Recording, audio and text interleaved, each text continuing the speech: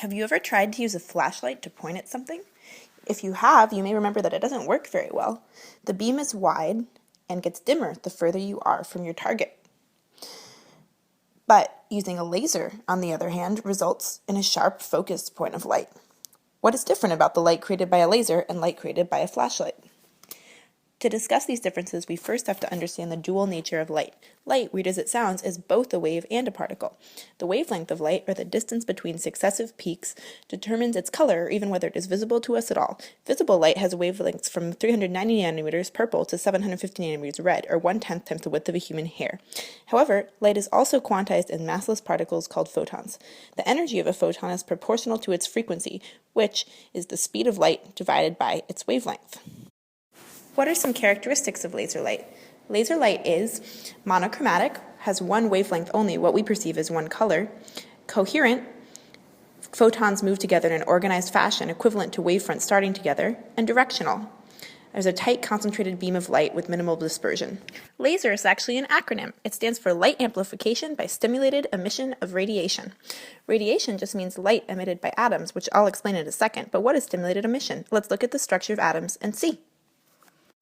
A single atom consists of a nucleus filled with protons and neutrons surrounded by electrons. At first glance, these electrons exist in a cloud, but actually there is a lot of order to this complex system. The electrons have to stay on specific energy levels, where being on a specific energy level corresponds to the electron having a different amount of energy. For example, take an atom with two energy levels, call them 1 and 2, and an electron in energy level 1. Call delta E the amount of energy separating the two levels. When a photon with energy equal to delta E hits the atom, the electron can jump to the second energy level, becoming what scientists actually call excited. Correspondingly, an electron can jump down from level 2 to level 1 by emitting a photon with delta E amount of energy. If this photon then hits an identical atom with an electron at energy level 2, it will continue on and also stimulate emission of an identical photon from that atom.